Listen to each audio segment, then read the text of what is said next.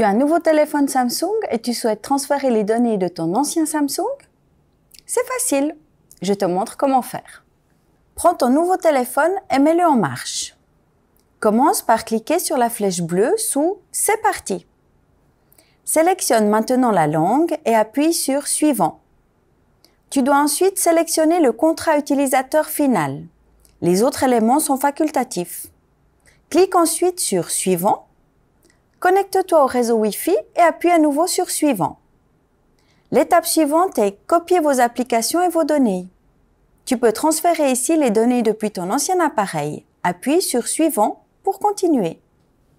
Dès à présent, il est important que l'ancien téléphone soit allumé et à proximité du nouveau. Lorsqu'ils sont tous les deux côte à côte, tape sur « Suivant » sur le nouveau. Comme il s'agit de passer d'un Samsung à un autre, sélectionne Galaxy Android dans Sélection d'une source.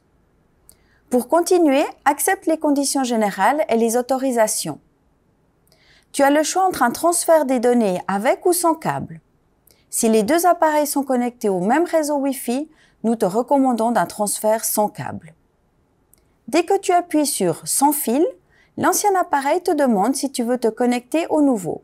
Appuie sur « Oui ». Les deux appareils se recherchent maintenant l'un l'autre à l'aide d'un signal audio. Clique sur « Autoriser la connexion ». La connexion est maintenant établie et toutes les données transférables sont affichées sur le nouvel appareil. Si tu ne veux pas transférer un élément, tu peux le définir dans cette étape. Si la sélection est correcte, appuie sur « Transférer ».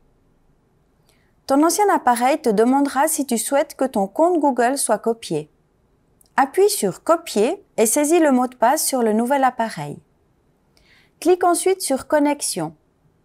La confirmation « Compte ajouté » te montre que ton compte Google est configuré. Appuie sur « Suivant ». L'appareil recommande d'essayer l'assistant après la configuration. Appuie sur « Suivant ». Tu peux maintenant voir quels services sont activés. Si tu n'es pas d'accord, tu peux désactiver le service en question et appuyer sur « Accepter ».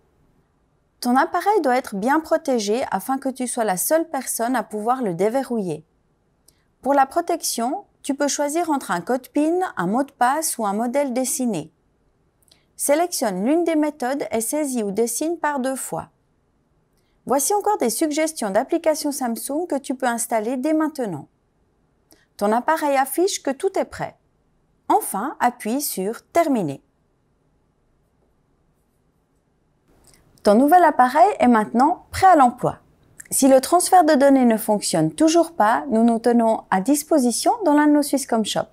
Je suis Loïse, formatrice chez Swisscom Academy et à la prochaine.